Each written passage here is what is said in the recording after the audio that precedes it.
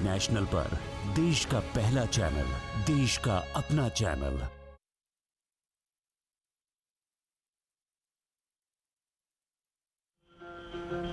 वैष्णव जन तो तेरे कैया गे,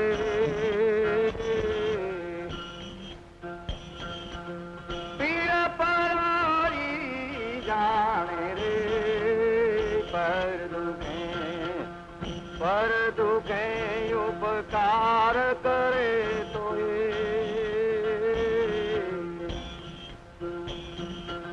मन अभिमान नो जाने रे, वैष्णव जन तो। नमस्कार, प्रसार भारती के केंद्रीय अभिलेखागार से मैं रविंद्र सिंह आपका हार्दिक अभिनंदन करता हूं। प्रसार भारती के केंद्रीय अभिलेखागार से हम आपको रूबरू कराने जा रहे हैं हमारे राष्ट्रपिता महात्मा गांधी और उनके विचारों से। बापू के वो विचार जिन्होंने देश के निर्माण में अहम योगदान दिया, बापू के वो विचार जिन्होंने देश की एकता को एक सूत्र में पिरोने का काम किया। आज महात्मा गांधी की इस जयंती पर हम आपके लिए लेकर आए हैं ये खास कार्यक्रम बापू और विचार।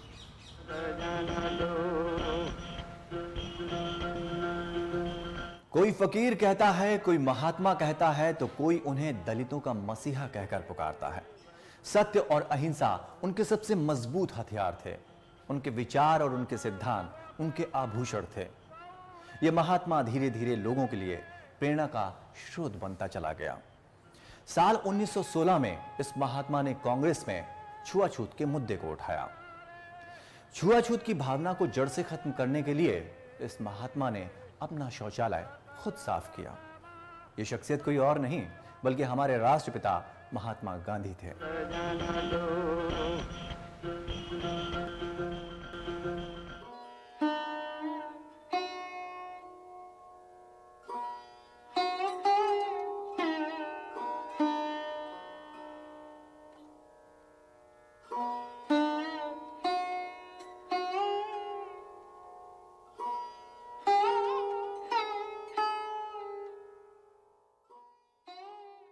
मोहनदास करमचंद गांधी यानी महात्मा गांधी को दुनिया दूसरे स्मारकों के साथ ही दलितों का भी मसीहा मानती है। यह सच है कि दक्षिण अफ्रीका से वापस लौटने के बाद जब वे मैला उठाने वालों की बस्ती में रहे और उनकी समस्याओं को जाना, तो 1 साल के भीतर ही उन्होंने छुआछूत का मुद्दा उठाया।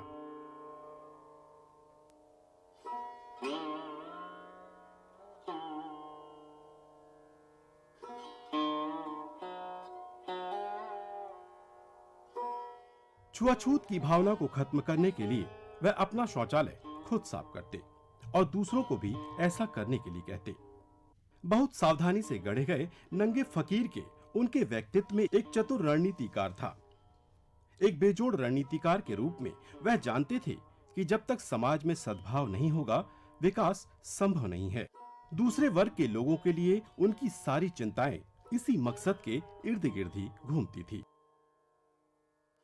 गांधी वर्णाश्रम और धर्म में यकीन रखते थे, क्योंकि इन व्यवस्थाओं ने मानव समाज के सबसे लंबे समय तक समाज में सद्भाव बनाए रखने में खुद को सफल साबित किया है। अहिंसा और सत्याग्रह पर जोर के साथ उनके पूरे वैचारिक पुलिंदे का लक्ष्य सतही सुधारों के साथ इस व्यवस्था की रक्षा करना भी था।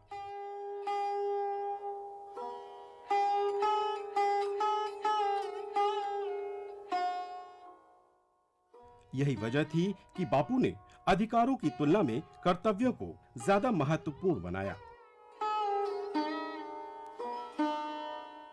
महात्मा गांधी जब दलितों की बस्ती में रहे, तब उन्हें उनके दुख और दर्द का एहसास हुआ।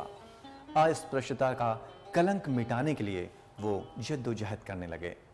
गांधी जी ने दलित अछूतों को उद्धार और मनुष्य मनुष्य के बीच समानता स्थापित करने का अनुरोध किया। जब ब्रिटिश लेखक एच.जी. वेल्स ने मनुष्य के अधिकार पर उनकी राय पूछी, तो उन्होंने कर्तव्यों के घोषणा पत्र पर जोर दिया।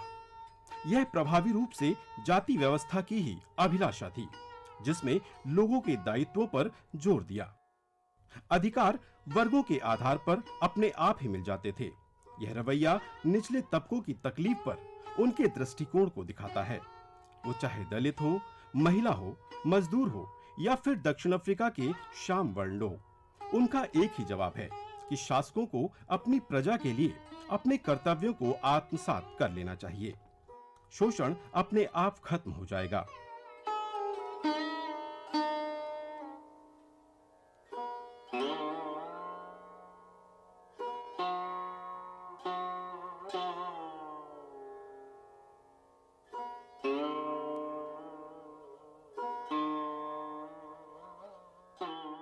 गांधी जी ने यह नहीं कहा कि अछूतों के अधिकार हैं, बल्कि यह कहा कि ऊंची जातियों के उनके प्रति कर्तव्य है।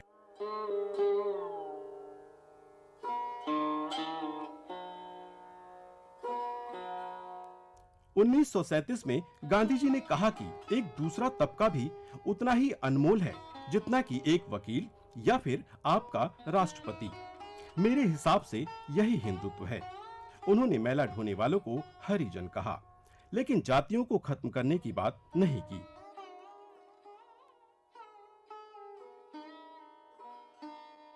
अस्पृश्यता को मिटाने के लिए हम खुद अस्पृश्य बन जाए। अगर हम अस्पृश्य बने, झाड़ू निकालने का काम करें, वो कोई खराब काम थोड़ा है, वो तो बहुत अच्छा काम। स्वच्छता रखना वो तो धर्म है, तो वो तो धार्मिक काम हो जाता है। तो अगर हम सब अस्पृश्य बन जाए तो हम दो काम कर लेते हैं। एक तो अस्पृश्यता का जो कलंक है उसमें काफी बाकी रहा है, उसका नाश हम कर लेते हैं।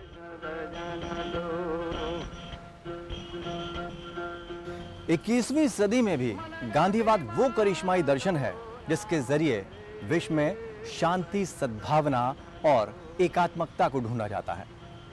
गांधी जी अहिंसावादी थे और अन्याय के खिलाफ आवाज उठाते थे। उनकी एक खासियत भी थी, वो अपने दोनों हाथों से लिखा करते थे।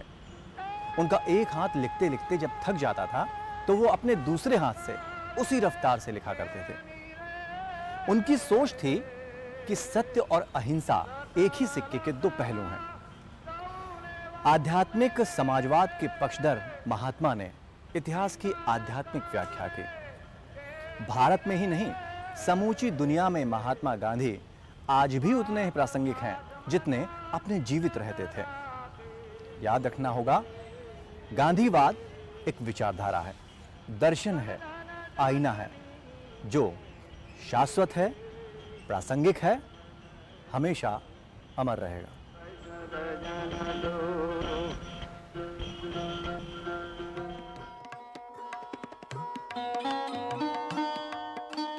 आज इस हकीकत से इनकार नहीं किया जा सकता कि 21वीं सदी में भी गांधीवाद वो करिश्माई दर्शन है, विचारधारा है, जिसके जरिए आज भी विदेशों में शांति, सद्भाव व एकात्मकता को ढूंढा जाता है।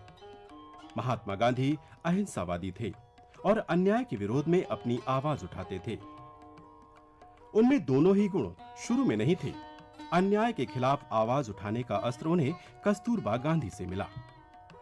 गांधी जी का विवाह बचपन में हुआ, तब वो अपनी पत्नी को नियंत्रण में रखना चाहते थे, लेकिन कस्तूरबा खुले विचारों की थी, हर सवाल का जवाब नहीं देती थी। हाँ, कई बार तार्किक बहस जरूर कर बैठती थी। वास्तव में अन्याय का दृढ़ता से विरोध करने की प्रेरणा कस्तूरबा ही थी। इसी तरह अहिंसा के गुण उनमें प्रारंभ से नहीं थे। कहते हैं बैरिस्टर की पढ़ाई करने वो विदेश गए, तभी एक दिन तांगे में बैठने की जगह को लेकर एक अंग्रेज ने उनसे हाथापाई की। उन्होंने हाथ तो नहीं उठाया, लेकिन चुप रहकर विरोध प्रदर्शित किया और यहीं से नौजवान गांधी को मूक विरोध करने या कहें अहिंसा का अस्त्र मिला। उनके उपवास का भी एक रोचक प्रसंग है। विदेश में पढ़ाई के दौरान जब वो बीमार पड़े तो चिकित्सक ने उन्हें गोमांस का सूप पीने की सलाह दी, लेकिन गांधी जी ने बीमारी और कड़ाके की ठंड के बावजूद सिर्फ दलिया खाया। उन्हें भरोसा हुआ कि भूख पर काबू रखा जा सकता है और यहीं से गांधी जी को उपवास रूपी अस्त्र मिला। गांधी जी दोनों हाथों से लिखने में पारंगत थे। एक हाथ थक जाता तो दूसरे से उसी रफ्तार में लिखना गांधी जी की खूबी थी। ग्रीन पैम्पलेट और स्वराज पुस्तक उन्होंने चलते जहाज में ही लिखी थी। यकीनन जहां लोग अपने काम को लोकार्पित करते हैं, वहीं गांधी जी ने अपना पूरा जीवन ही लोकार्पित कर रखा था। विलक्षण गांधी अपने पूर्ववर्ती क्रांतिकारियों से जुदा थे। शोषणवादियों के खिलाफ अहिंसात्मक तरीके अपनाकर स्वराज, सत्याग्रह और स्वदेशी के पक्ष को मजबूत कर वैचारिक क्रांति के पक्ष तक गांधी जी साधन और साध्य को एक जैसा मानते थे। उनकी सोच थी कि सत्य और अहिंसा एक ही सिक्के के दो पहलू हैं। रचनात्मक संघर्ष में असीम विश्वास रखने वाले गांधी जी मानते थे कि जो जितना रचनात्मक होगा, स्वतः ही उसमें उतनी संघर्षशीलता के गुण आएंगे। स्वतंत्र राष्ट्र ही दूसरे स्वतंत्र राष्ट्रों के साथ मिलकर वसुधैव कुटुंबकम की भावना फलीभूत कर सकेंगे। वो स्वराज के साथ अहिंसक वैश्वीकरण के पक्षधर थे, जिससे दुनिया में स्वस्थ अर्थव्यवस्था हो।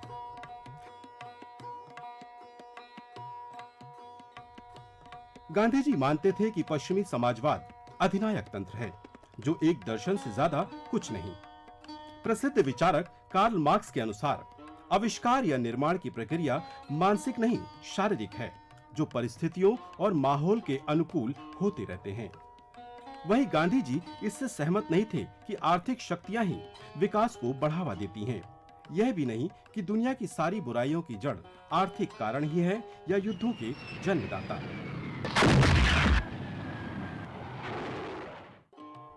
आध्यात्मिक समाजवाद के पक्षधर महात्मा ने इतिहास की आध्यात्मिक व्याख्या की है। यह उतना ही पुराना है जितना पुराना व्यक्ति की चेतना में धर्म का उदय। उन्होंने केवल बाह्य क्रियाकलापों या भौतिकवाद को सभ्यता संस्कृति का वाहक नहीं माना, बल्कि गहन आंतरिक विकास पर बल दिया। वे मानते थे कि पूंजी और श्रम के सहयोग से ही उत्पादन होता है, जबकि संघर्ष से उत्पादन ठप पड़ता है। गांधी जी की सादगी रूपी अस्त्र के भी अनगिनत किस्से हैं। 1915 में भारत लौटने के बाद उन्होंने कभी पहले दर्जे में रेल यात्रा नहीं की, बल्कि तीसरे दर्जे को हथियार बनाकर रेलवे का जितना राजनीतिक इस्तेमाल गांधी जी ने किया, उतना शायद ही अब तक किसी भारतीय नेता ने नहीं किया।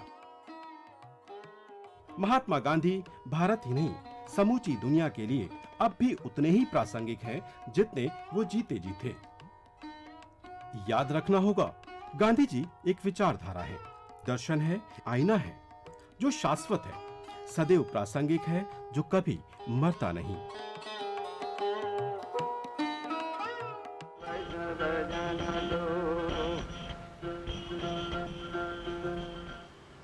भूमंडलीयकरण के इस युग में भारत जैसे देशों को सबसे पहले अपनी जड़ों को मजबूत करना होगा, और इन जड़ों को मजबूत करने का सबसे महत्वपूर्ण पक्ष ये है कि भारत को अपने गांवों और कस्बों को आत्मनिर्भर बनाना होगा, जिससे वैश्विक अर्थव्यवस्था के उतार चढ़ाव का सामना हम पूरी दृढ़ता के साथ कर सकें। इस संदर्भ में महात्मा गांधी के विचारों की सार्थकता को और बल मिलता है। महात्मा गांधी का यह भी मानना था कि अर्थ पक्ष और नैतिक पक्ष दोनों एक दूसरे के पूरक हैं। अगर इस सोच पर ध्यान दिया जाए तो भ्रष्टाचार और कालाधन जिस तरह से देश की अर्थव्यवस्था को नुकसान पहुंचा रहे हैं, इन चीजों से बचा जा सकता है। महात्मा गांधी की सोच थी कि उनकी प्राथमिकता है निर्धन वर्ग का दर्द दूर कर देना।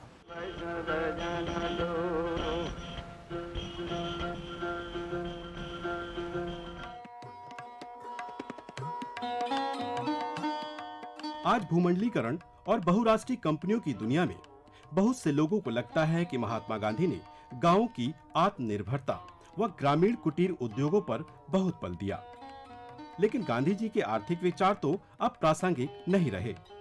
पर वास्तविकता तो यह है कि गांधी जी की यह विचार पहले से और अधिक प्रासंगिक हो गए हैं, क्योंकि भूमंडलीकरण के इस युग में भारत जैसे देशों को पहले अपनी जड़ों को मजबूत करना है, और इन जड़ों को मजबूत करने का एक महत्वपूर्ण पक्ष यह है कि गांव की आत्मनिर्भरता को बढ़ाया जाए। इस संदर्भ में महात्मा गांधी के विचारों की सार्थकता मजबूत हुई है। भूमंडलीकरण के बारे में कई देशों ने अपने अनुभव से सीखा है कि यदि हम सावधान नहीं हैं, तो इससे कई तरह की क्षति भी हो सकती है। हमें सावधान रहना चाहिए कि कहीं भूमंडलीकरण की आंधी में बहुत सी परंपरागत आजीविकाएं नष्ट न हो जाएं। हमें विशेषकर अपनी खेती, किसानी और दस्तकारियों की रक्षा के लिए सावधान रहना है। भूमंडलीकरण के दौर में प्रायः अति मशीनीकृत व पूंजी सघन तकनीकों का ही प्रचार प्रसार होता है, पर हमारे जैसे देशों में परंपरागत आजीविकाएं श्रम सघन तौर तरीकों से ही जुड़ी हैं। इनके साथ ही बहुत सा परंपरागत ज्ञान भी जुड़ा है।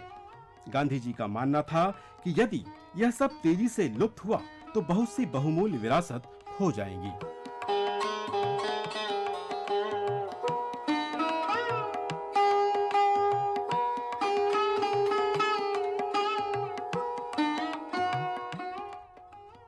यदि गांधी जी की राह को अपनाया जाए तो गांव व कस्बों की आत्मनिर्भरता व आजीविका की विविधता को बनाए रखने पर विशेष ध्यान दिया जाएगा।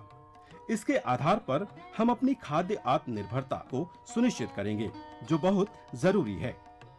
इसी तरह अनेक अन्य बुनियादी जरूरतों के एक बड़े हिस्से की आपूर्ति खादी व कुटीर उद्योगों से हो सकेगी। इस तरह विश्व बाजार की अस्थिरता का असर अनेक बुनियादी जरूरतों को पूरा करने पर कम पड़ेगा, क्योंकि इस संदर्भ में हमारे गांव आत्मनिर्भर होंगे। यदि अपने गांवों और कस्बों की अर्थव्यवस्था को हम काफी हद तक आत्मनिर्भरता के आधार पर मजबूत बनाए रखेंगे, तो विश्व अर्थव्यवस्था में उतार चढ़ाव का सामना हम अधिक दृढ़ता से कर सकते हैं, क्योंकि हमारी बुनियाद मजबूत होगी। महात्मा गांधी इस बात पर भी बहुत जोर देते रहे कि अर्थ पक्ष और नैतिक पक्ष एक दूसरे के पूरक हैं। अर्थव्यवस्था को नैतिक सोच से अलग नहीं किया जा सकता, अपितु आर्थिक विकास भी नैतिकता पर ही आधारित होना चाहिए। यदि गांधी जी की इस सोच पर ध्यान दिया जाए तो जिस तरह से भ्रष्टाचार और काला धन अर्थव्यवस्था की बहुत क्षति कर रहे हैं, उससे काफी हद तक बचा जा सकता है। इसी तरह कुछ अन्य विसंगतियों से भी बचा जा सकता है, जिनके कारण जीएनपी व राष्ट्रीय आय तो बढ़ते हैं, पर खुशहाली व भलाई नहीं बढ़ती। यदि गांधी जी की बात मानी जाती तो नशे, शराब, तंबाकू आदि के आधार पर राष्ट्रीय उत्पादन व आय बढ़ाने की सोच से हम पूरी तरह बच सकते थे।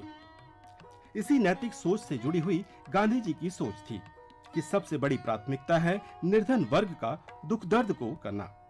उन्होंने कहा कि यदि कभी अनिश्चय की स्थिति उत्पन्न हो तो इस आधार पर निर्णय लिया जाए कि सबसे निर्धन व जरूरतमंद वर्ग के लिए क्या जरूरी है। यदि इस सिद्धांत को ही मान लिया जाए तो देश में दुख दर्द को तेजी से कम किया जा सकता है।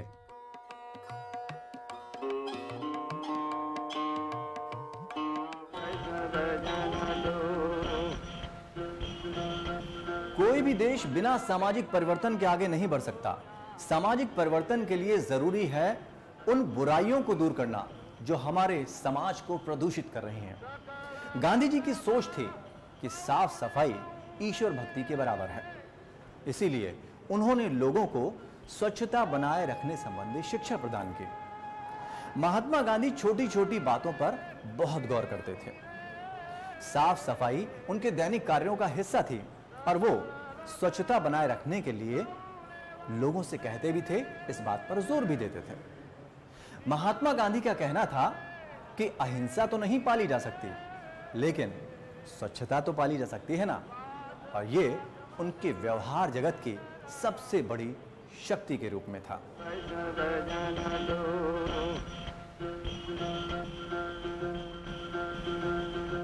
उस कैंप में जो गंदगी थी उसकी तो कोई इंतहा नहीं थी। वो गंदगी क्यों? उसमें तो पीछे हमारी पुरानी आदत, हिंदू हो या तो मुसलमान, क्योंकि मैं तो हिंदू कैंप में भी यहाँ चला गया हूँ, मुसलमानों के कैंप में भी गया, लेकिन यहाँ मुझको तो नाक है ही नहीं। कोई न सुगंधी आती है, दुर्गंधी आती है तो लड़कियाँ तो मुझको मेरे पर हंसती है कि हाँ तुमको नाक लेटा तो पीछे कैसे वहाँ खड़े रह सकते थे, इतनी वहाँ से बदबू निकलती है। किसी ने मुझको इशारा भी किया कि यहाँ पैखाने हैं वो तो देखो, तो मैं समझ गया पैखाने वो तो नरक की खान है। क्यों ऐसी है कि उसको कौन साफ करे? अगर मैं उस कैंप का कमांडर हूँ तो मैं तो उसकी बर्दाश्त नहीं करूँगा। और मैं रहा इस तरह से, मेरे माथे जो कैंप रहती थी वो कैंप ऐसी गंदी नहीं रह सकती। इतने सिपाही तो पड़े हैं, मिलिट्री के पढ़े अच्छे, वो तो बंदूक, उनको कहो कि इतना गंदा यहाँ मेला रहता है, वो क्यों रहता है, तो वो कहेंगे कि हमारा वो काम कहाँ है, हमको तो बंदूक चलाने का हुक्म है। ठीक है, आज जो हमारी मिलिट्री है, आज हमारे सिपाही है, उनका तो मेरी निगाह में ये काम है कि उनके हाथ में एक कोदारी भी होनी चाहिए, एक पावड़ा भी होना चाहिए कि जिससे कहीं भी गंदगी है तो उसको साफ करे। पहले पहल उनका वो काम होना चाहिए। मैं तो बहुत कठोर हृदय का आदमी हूँ, मैं तो कहूँगा मैंने किया है ऐसा, कैंप मैंने चलाई है। यहाँ वो हरिद्वार में जब कुंभ का मेला था तो हमारा सबका काम था कि वहाँ के जो कैंप का सैनिटेशन था, वो सैनिटेशन फजर में करने के लिए हम निकल जाते थे, और वो सब जो मेला करते थे, यात्री लोग आते थे, वो सबको तो उसका साफ कर देते थे। सिवाय मुझको तो चैन नहीं हो सकता था, और सबको वो तालीम दी गई। लेकिन मैं कहूँगा कि उसका पहला काम ये है कि अपनी कैंप है उसको बिल्कुल साफ रखना।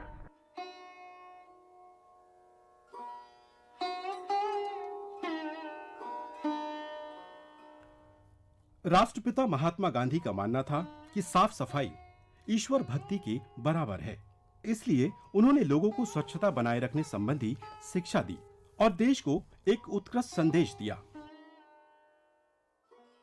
उनका कहना था कि उन्होंने स्वच्छ भारत का सपना देखा है, जिसके लिए वे चाहते हैं कि भारत के सभी नागरिक एक साथ मिलकर देश को स्वच्छ बनाने के लिए कार्य करें। महात्मा गांधी को श्रद्धांजलि देते हुए देश के पहले गृह मंत्री सरदार वल्लभ भाई पटेल ने कहा था कि गांधी जी एक महान दृष्टा थे। अपने समय में वे बहुत आगे देखते थे। मृत्यु तक वे अपने सिद्धांत पर दृढ़ रहे। उसी रास्ते को अपनाकर हम अपने देश का रुतबा विश्व के राष्ट्रों में ऊंचा कर सकते हैं। सरदार वल्लभ भाई पटेल की यह बात आज 100% सच साबित हो रही है।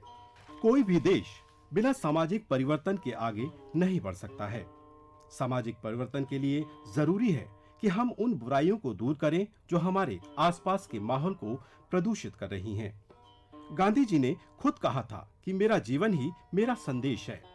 गांधी जी अपने जीवन में छोटी छोटी बातों पर बहुत ध्यान देते थे।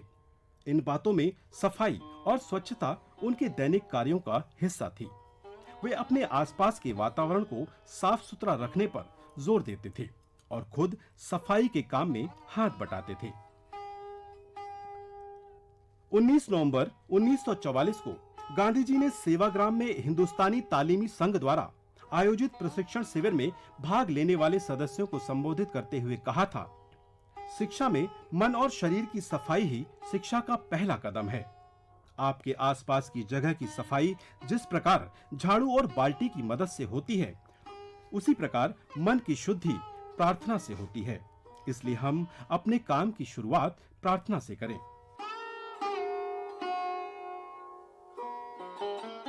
यदि शरीर को ईश्वर की सेवा का साधन मानते हुए हम शरीर को पोषण देने के लिए भोजन करें, तो इससे हमारे मन और शरीर ही स्वच्छ और स्वस्थ नहीं होंगे, बल्कि हमारी आंतरिक स्वच्छता हमारे चारों ओर के वातावरण में भी झलकेगी। हमें अपने शौचालयों को रसोई घर जैसा स्वच्छ रखना चाहिए।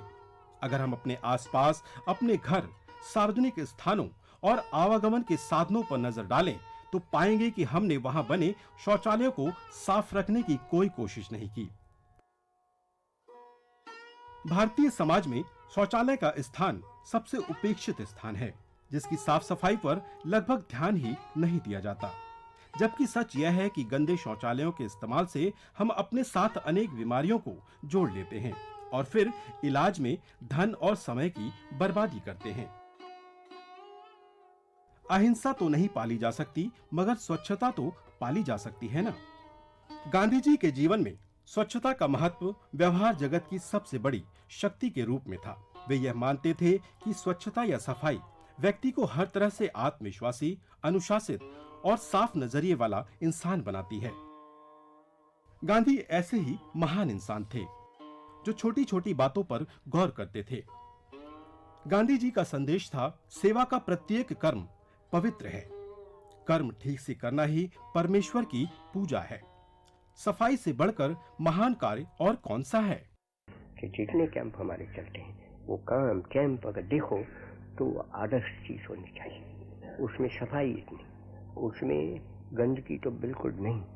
लोग पड़े हैं, सब हैं, उन्होंने अपना काम तो ढूंढ लिया है। मैं आपको कहता हूँ कि आज जो हमको तकलीफ पड़ी है वो तकलीफ काफी रफा होने वाली है, और जब हम ऐसे काम करने वाले बन जाते हैं तो पीछे हमारा गुस्सा है, वो गुस्सा कुछ शांत हो जाए। वैष्णव जन तो तेरे कई गे,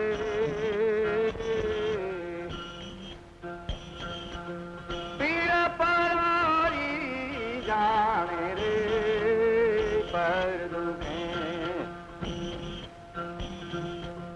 पर दुखे उपकार करे तो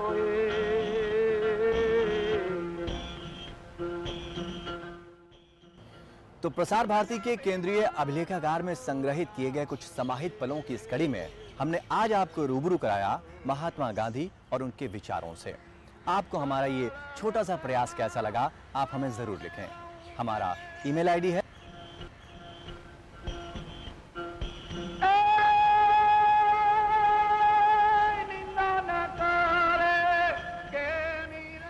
यही नहीं, आप हमसे सोशल मीडिया के माध्यम से भी जुड़ सकते हैं। हमारे सोशल मीडिया के प्लेटफॉर्म्स हैं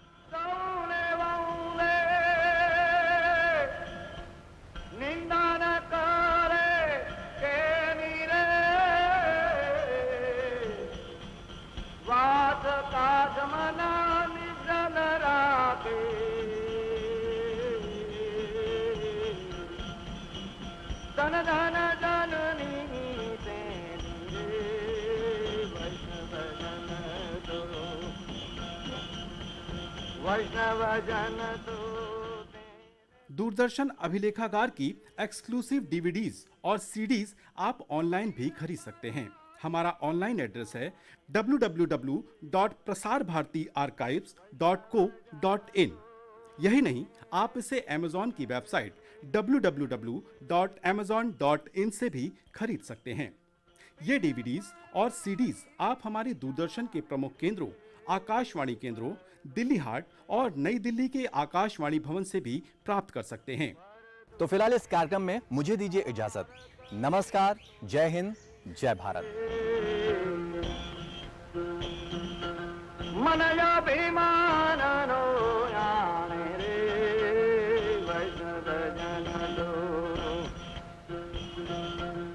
सकल लोकमा सौ